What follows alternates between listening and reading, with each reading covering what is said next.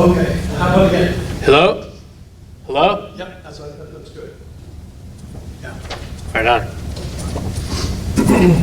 So, if we need to, we'll redo the first part. But I say let's just go like Yeah, no, I agree. sequentially. I agree. Yeah. Probably somebody who's got a good setup can pull that audio out Yeah. and amplify it, and it probably, wouldn't be great, but it'd be sufficient. Yeah. You have a good week? Well, no, I've been sick all week, Oh yeah, that's right. but I'm feeling real good now. What's it like living at Brother Jimenez's house? Like chill? living, yeah, it's real quiet. There's other roommates there. Yeah, there's two other guys there. Yeah. Are they pretty cool? Actually, yeah, I mean, I've only met Jose. Believe it or not, I've not even met the other guy. Somehow just never.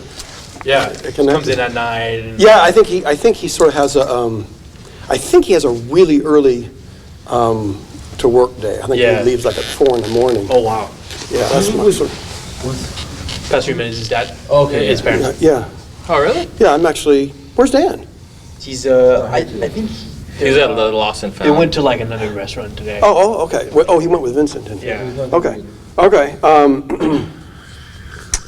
Well, that's too bad, 'cause I figured he would want to hear this, but that's okay. We'll just, we'll go. Are we ready? Ready. Okay. Well, picking up where we left off, where I had, the next bullet point I had, I just wanted to describe the home I had. It's relevant because of its worth, of its value. Not to mention my heart, but it was a home in a neighborhood in North Albany that was a very, I say exclusive, not in like Bel Air or anything like that, but it was a very unique subdivision that was created up there. It had full city services, and this is, by the way, this is outside of the city proper. I'm actually in the county. And anyway, the bottom line was that every property had a minimum of 1.5 acres. And it was just a dream of mine to find, if there was something like that out there, to find it. And we eventually stumbled upon this particular property when our Star Creek Road debacle was finally behind us.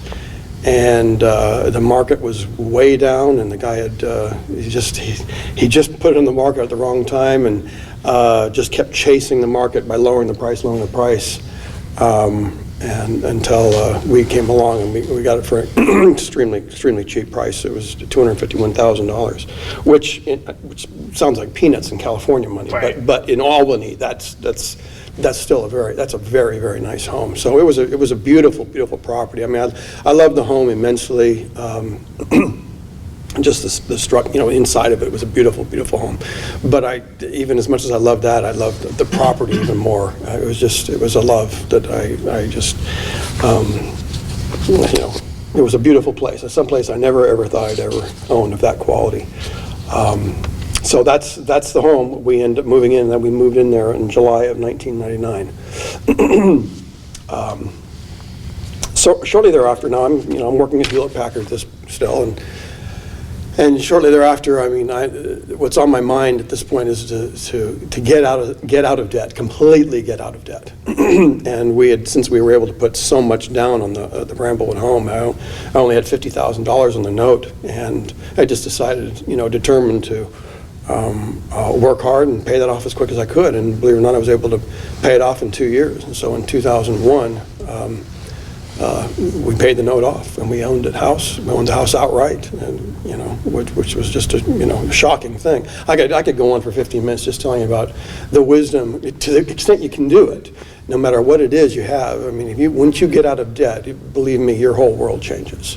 You just feel a freedom that's just that it's just kind of hard to describe. It's almost like having one foot in heaven, if I can say that without blaspheming. But it was just once we got to that point, it was a very beautiful, everything was just, it couldn't be better is what I'm trying to say.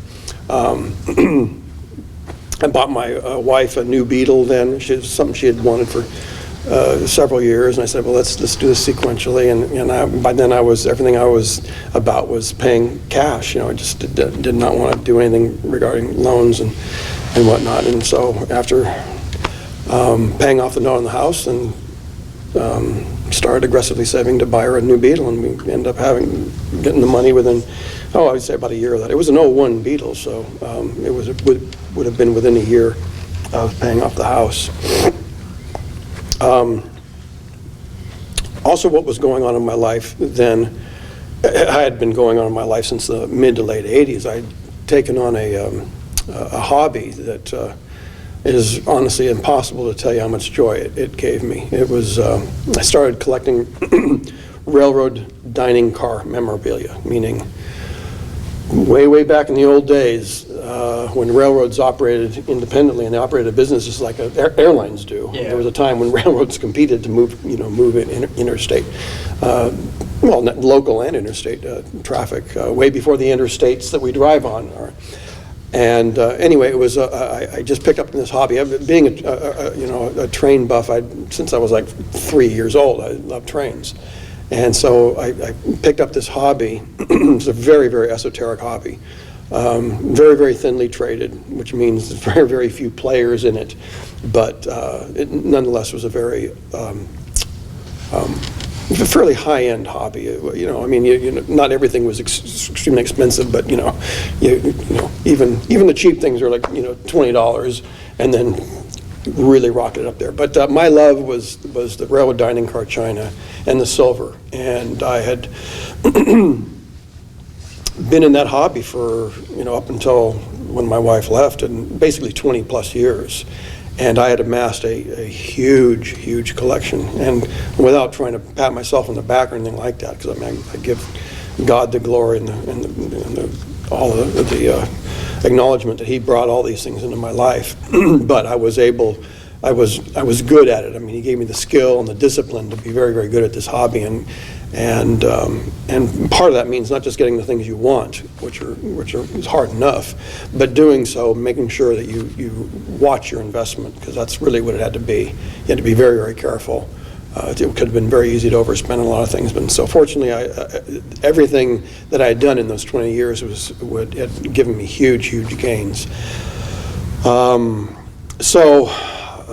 I don't know where I would noted in saying this, but the railroad china and silver collection I had, even though my wife declared it in the divorce petition at $100,000, was way low, and so it was probably about $150,000 to $200,000.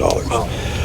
Which, by the way, if someone just handed me a check right now and said, "Well, here's your $200,000, go get it back," it'd never happen. I couldn't even get. If you gave me 10 years, I couldn't even get 10% of it back.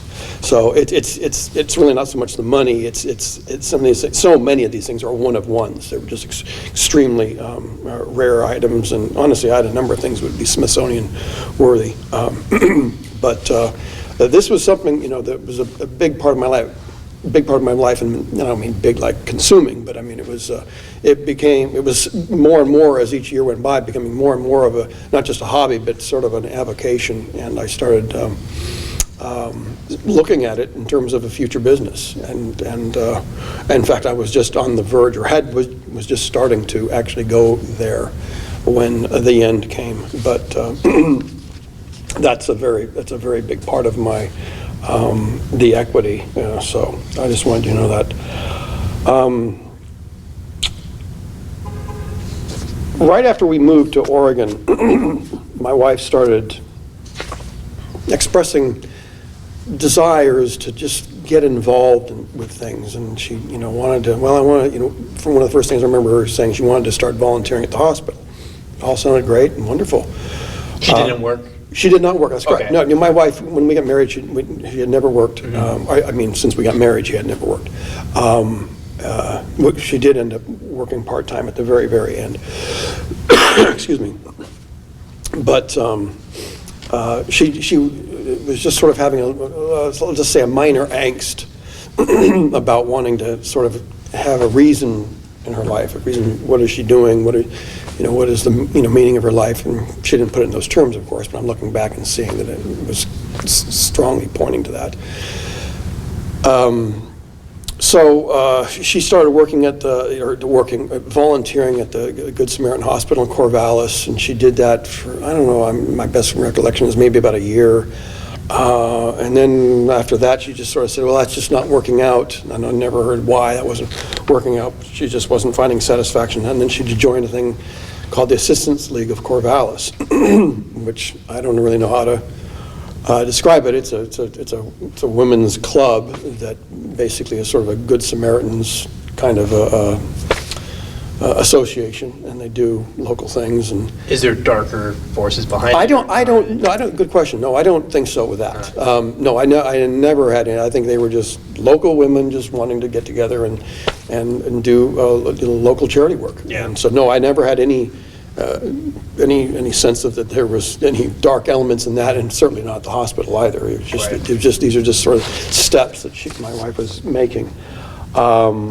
And eventually she became just, I don't know, disaffected or bored or whatever with Assistance League. And she'd been there, like, I'm thinking, at least 3 years. Oh, okay. And then it was about, well, actually, I did get this chronologically wrong. She also had started attending Calvary Chapel of Corvallis. Is that the first church you guys went to in Oregon? That is correct. Okay. Yeah, and in fact, that was the first church we started going to, period. We had, when we were in Colorado Springs, we just, we were certainly, I was certainly a very strong Christian. My history being plugged in with a church just was, it was just never there. I had, well, I mean, that's just another subject, but it was just, I never found one. But part of my wife's, again, wanting to belong, wanting to get, I guess, a foundation in her life is basically the best way I could put it. Part of that was the Calvary Chapel, I should say that when we got to Oregon, I just stumbled on the Calvary Satellite Network, which is a radio network of all of the Calvary affiliates, and I just spent a lot of time listening to the preaching they would put on throughout any given hour, and for the most part, I liked it. I liked it quite a bit, and soon after that was when my wife said, well, maybe there's one in the area, and then we should look at that. And she went and looked at that and said, yeah, there's one in Corvallis. It's young, but it's really taking off basically, and so she started going to it first. I was working weekends at Hewlett Packard. And so she started going, and so I guess, anyway, the point being is that Calvary Chapel came into our existence around early '01 as well. So there was some overlap of some of the things she was doing, the ALC and Calvary, but anyways, as far as Calvary Chapel is concerned, I thought that was a very positive thing, and every so often weekends I would get time off to go. I never had any bad feeling about it. It seemed like a decent church and decent preaching, and I was all good to go with that. Okay, another element here. This is when we got to Oregon. The issue of having children was something that we never really got a footing on, and from my end, it was, I never sensed, early on in our marriage at least, that she was ready to have children. That was what she wanted at that time. Eventually, when we got to Oregon, she started broaching the subject, and I said, okay, well, let's talk about that. That's obviously that's a big thing. It's very important. And the bottom line, to just cut right to the chase, is that she was constantly blowing hot and cold on it. She was on, saying, yeah, I want to have children, and then at some point it would just, well, wait a minute, maybe I'm not so sure, maybe this isn't the right time. And it didn't take me long to hear that. Just a few times I went, wait a minute, I'm thinking, this is not a good sign. I mean, that's, this isn't like getting a new car. This is obviously a lifelong commitment of the highest order. And I will say this at this point. It's not that we didn't try. We did try, just hit and miss trying. And but there came a point, and believe it or not, this is actually true, when 9/11 hit. We all remember that day. I remember my wife telling me, she was in tears, of course, because of the whole event, and she just said, looking at this, I'm very, very glad we decided to not have children. And when I heard that, I went, okay. If that's really what you feel, then maybe you're just not mother material. And I thought, I wasn't going to push it. And so basically, that's, in a nutshell, the story of why we never had children.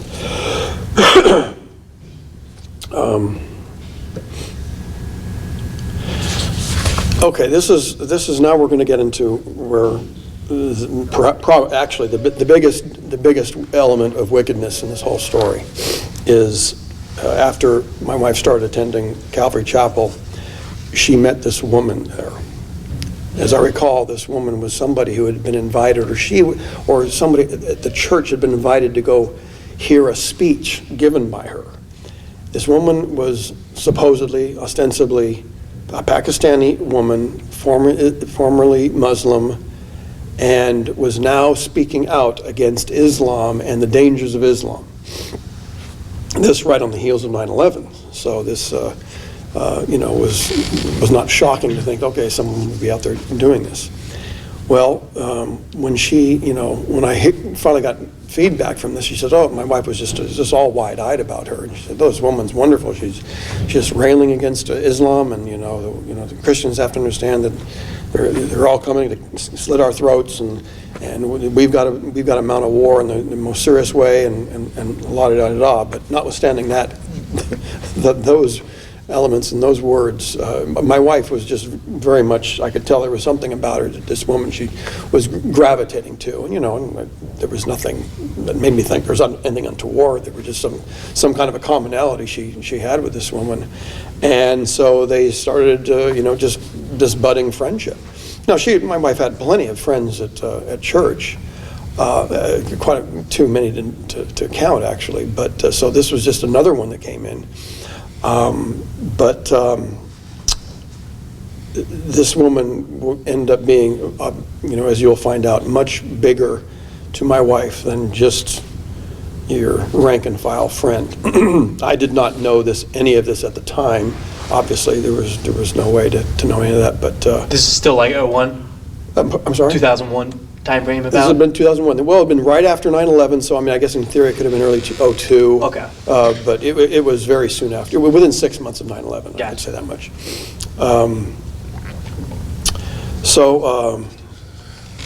Anyway, so this woman's name was Fatima Krupp.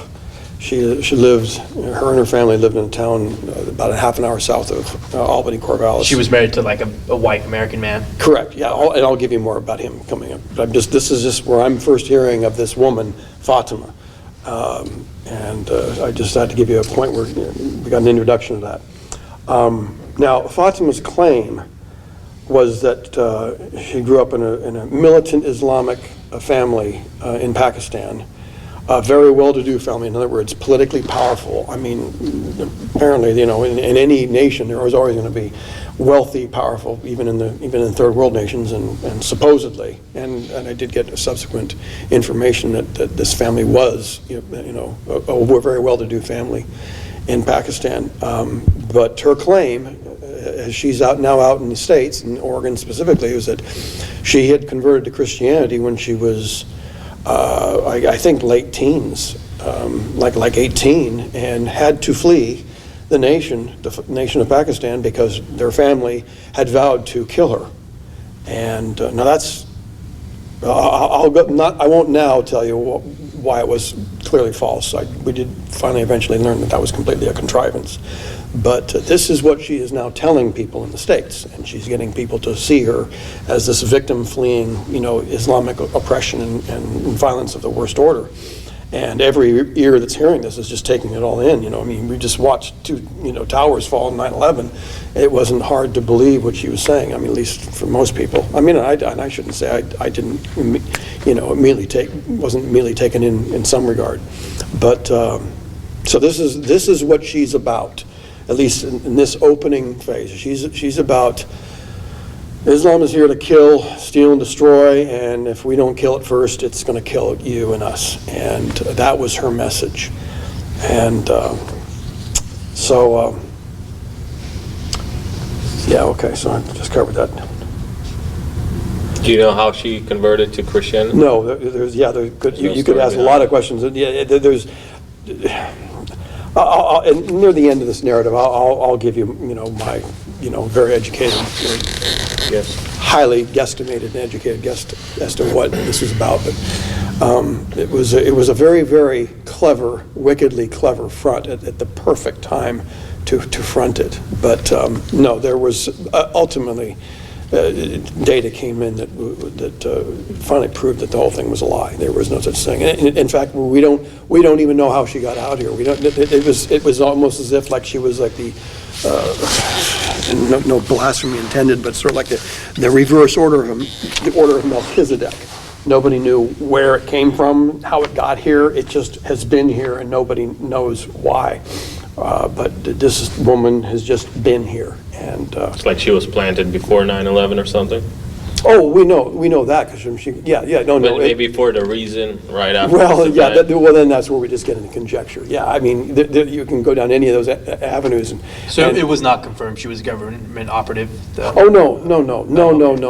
There's nothing like that involved here at all, as far as I'm concerned. No, this is strictly the kingdom of hell. So, it goes much higher than the evils of government. yeah. Okay. Okay, so, so one of my bullet points here is that I have, of course, asked my wife, I was, well, who is she? How did she get here? What do you mean? She ran from Pakistan. I mean, that's not like Utah here or Nevada. Okay, yeah, how do you just get here? And if they really wanted to slit her throat, I mean, what, they can't get on the plane and do this, and follow her and find her? So it was just ultimately in the end, it was just a numerous, endless fabrications and deceptions to keep people believing her as this victim and keep them in that mindset that she's a victim and that she needs to be supported. We don't, even though I end up knowing pretty well her husband years later, I couldn't even get an answer out of him where she came from. I mean, he didn't know. He just said, well, she was just here. So yeah. Wow. It's pretty bizarre.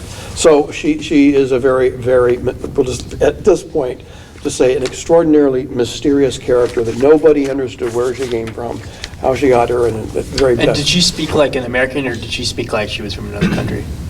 Oh, she was fluent in English. Okay. She spoke Urdu. She spoke Urdu? Urdu, but I mean, if she had any taint of accent, it was very, very small.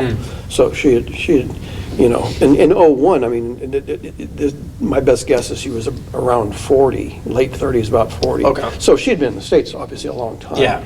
Also, I think in her family, if that much is true, I think she was steeped in English language anyway, even Right. in Pakistan, Yeah, because yeah. being with the international wealth they had, it just sort of was a requirement. But they didn't have enough money to come and get her here to. Yeah, that's right. Yeah, you got it. So anyway, yeah, you're catching on. You'll start filling in more and more of your own blanks here. You'll go, wait a minute. Okay. I'm connecting dots here, and you'll get that. So anyway, so about Fatima, she was when she came into my wife's life, she was married just not quite 20 years, had been married like when she was supposedly like 19, like no sooner had she gotten here, she met this Mennonite man named Jeff Krupp. There's a big Mennonite community in the Brownsville area. Again, this is just about a half an hour south of the Albany Corvallis. But he would go to Calvary Chapel, even though he was Mennonite? Well, they weren't. Mind you, when my wife met Fatima was not going to Calvary Chapel. Calvary went to their cabin? Yeah, they had heard about this woman, Fatima, giving this speech. And so my wife just ended up being one of, I don't even know, I mean, to say several dozen people in Calvary that decided to go. Yeah, And so that's it. I don't even to this day know where that speech was given. It might have been Eugene or Brownsville, who knows. But no, at this point, they had no affiliation with Calvary Chapel whatsoever. They were part of some church in Brownsville. Brownsville's a Mayberry RFD type of community. Excuse me. And so that's just to know at that point. There's no affiliation with Calvary. But I will tell you that she was the wife of 4 children through a man named Jeff Krupp. who was the son of, a Mennonite family, and there's a huge Mennonite family in this region, and that's only a little bit relevant in that, Mennonites are very, very earthly, not worldly, but earthly people. They're dedicated to farming above all things, basically, and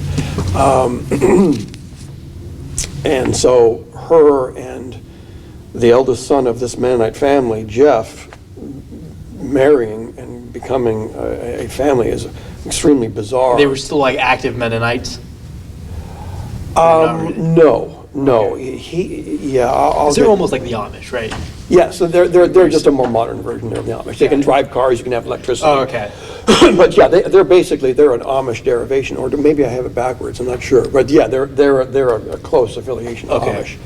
And so that's the history there. But when they're married, as I understand it, Jeff had basically left the Mennonite community proper, and just basically started attending some, just Protestant type church in the local area.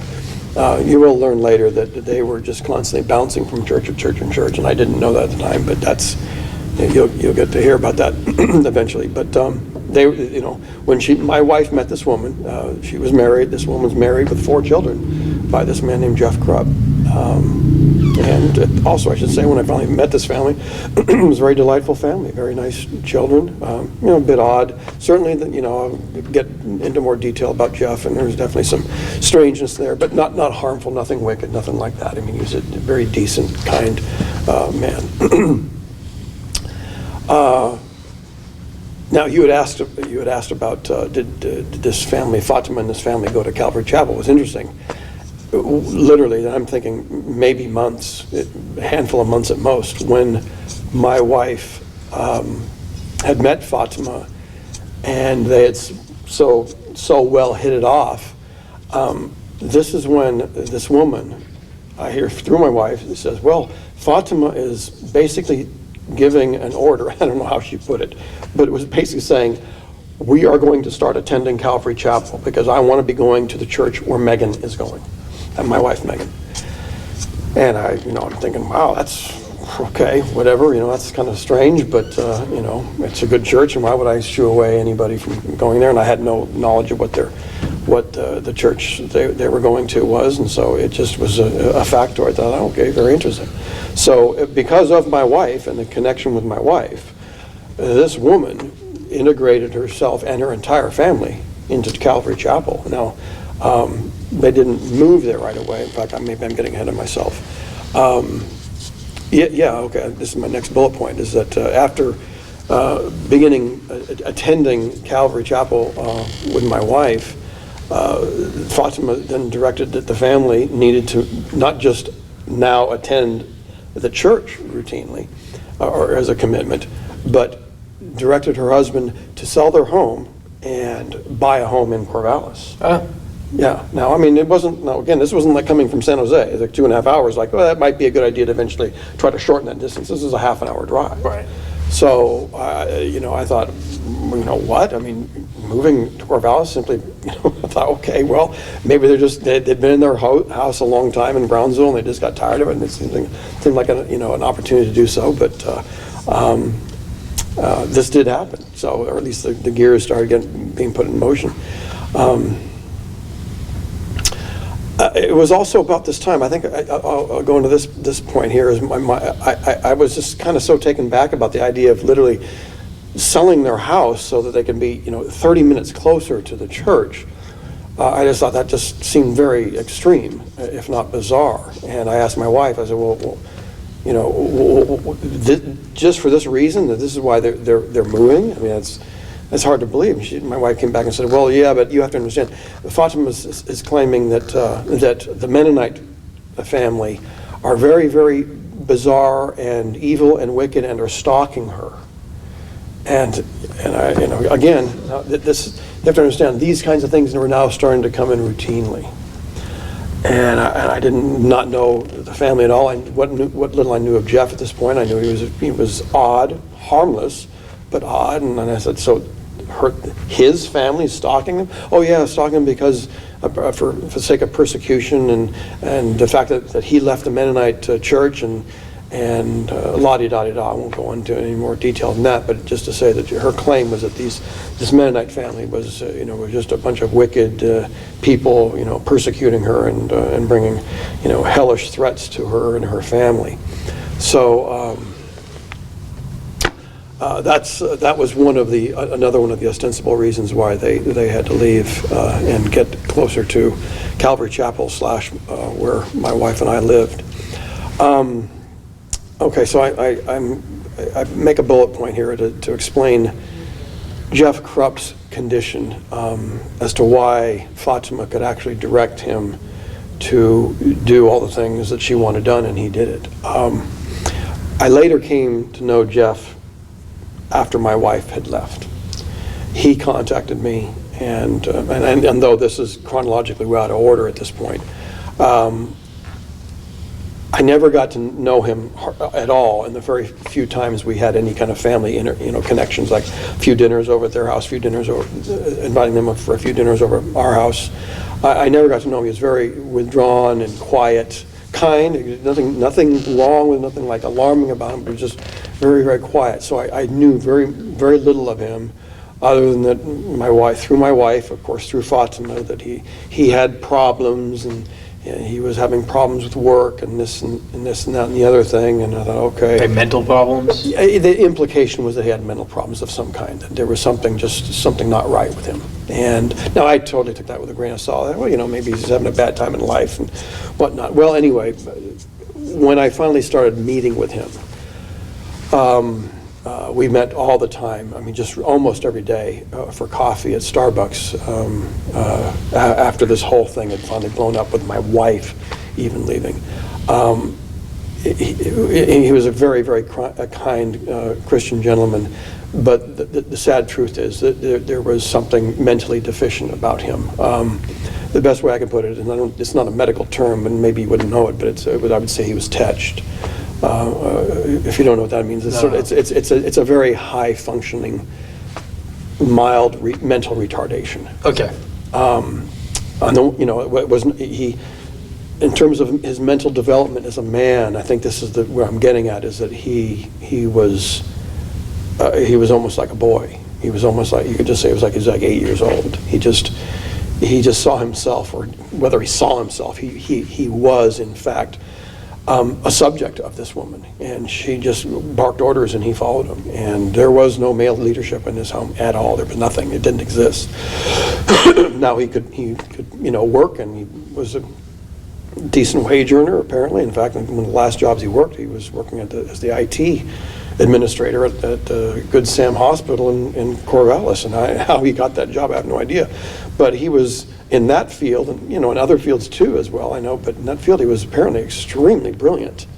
So while he had this clear social mental development issue as a husband, father, and just at the human interaction level, he certainly did have some incredible strengths in other places too. So I don't want to just say this guy was just he was a moron and he was just a subject from top to bottom. He was not, but it is important to know that he had no leadership or male or masculine development about him whatsoever as a human being. He was basically just a child from that. So I just thought I had the bullet point to put that point in here at this point, so it would make you say, wait a minute, how could all these things just go bing, bing, bing, bing like this without there being some kind of a braking mechanism? And so this is why. Now, the next thing I say is that Fatima basically said, well, I want a new home. I want you, Jeff, to design and build me a new home in Corvallis. And long story short, made short, is this guy came up with the funding somehow and bought a lot in North Corvallis, which, believe it or not, was about a whopping 2 miles from our house. I would say they weren't even in Corvallis. They weren't in Corvallis proper. They were well outside of the Corvallis city limits, but it was still, from a mailing standpoint, declared as a Corvallis address. And so literally this house, this lot they bought and started building a home on was literally like maybe 3 miles from our house. So, yeah, the story with the house had some real dark, tragic endings in that too. But they end up finally completing this home. They did some sweat equity in it, but did it mostly through a contractor. And I would say my recollection is they moved into this house around late '04, maybe summer of '04, possibly early '05. I just can't recall. But now at this point, at least understand, they're now living in Corvallis, attending Calvary Chapel of Corvallis, and they're all like a whopping 2 or 3 miles from our house.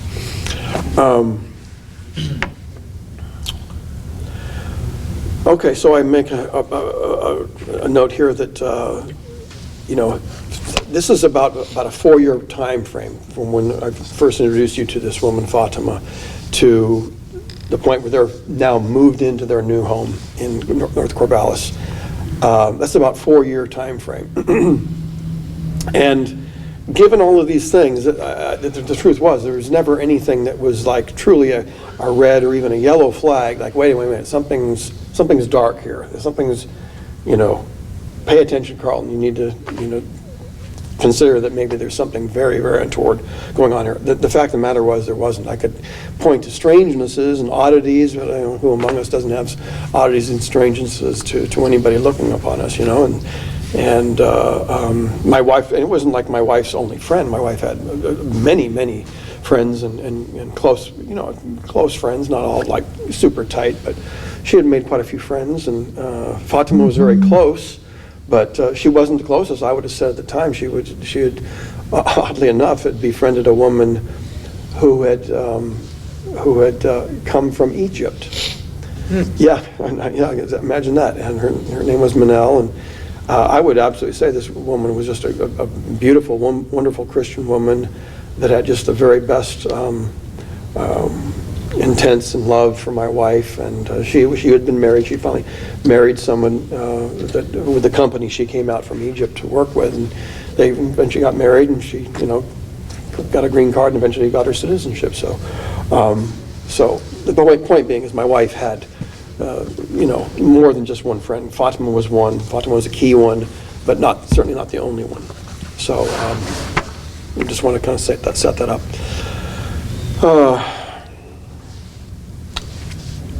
Again, in that 4-year time frame, I would say the exposure I had to the Krupp family was limited to literally, I believe it was, count them, three invites over to their house, or 2 in Brownsville, and I think one was when they finally got moved into Corvallis. For dinner invitation. Right. Just come over, and have a nice evening dinner invitation. And I would say we had invited them over to our house the same number of times. So in 4 years, there were, say, 6 dinner invitations. Not obviously a gigantic interaction. It was just every now and then. And in that time, like I said, I didn't really get to know Jeff at all. We just had very short little conversations, and as I said, Jeff wasn't really much for talking anyway, so I recognized that, and plus being told that he had problems, I just sort of said, all right, I won't press the issue. So anyway, I just wanted to know that so my exposure to, facial exposure to Fatima and this family was basically just that. Everything else I'm hearing is through my wife. There was nothing else. There were no other conduits or getting any information.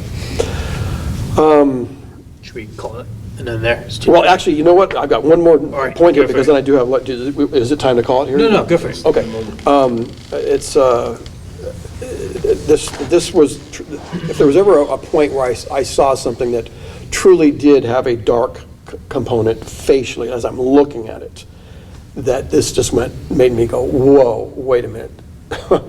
What am I seeing here? And this was the last time we had been invited to the Brownsville home of the Krupps. It also coincided with a visit my in-laws had come out to give. We had invited them, and I think this was probably in '04. That'd be my best guess. Would be sometime in '04, I'll say even spring of '04, because that's kind of what I remember the weather at the house. And so we went over to the Krupp house for this dinner, but we also brought my in-laws. So they were invited as well. Megan was all excited to introduce her parents to Fatima, and that was supposed to be a really wonderful thing. So nothing eventful whatsoever at this meeting, okay? Everybody had a good time, and eventually it came time to go. And I'm looking, and just as I'm gathering things and gathering my wife to leave, I walk over to the door, and I turn around, and I look in the very far corner of this home, and there is my mother-in-law and Fatima, and I mean like this far apart from each other, talking. And I mean like furtively, like doing this, making sure their conversation was not heard by anybody. Now, this will certainly be a data point you can go back to later and say, oh, in fact, I will even give you data that will confirm that vision, what I saw, indeed was a pointer to something that was very, very evil and wicked going on there. Clearly, just from what I told you, though sadly I have to say I did not ever come to that conclusion then, but I should have said, obviously these people know each other.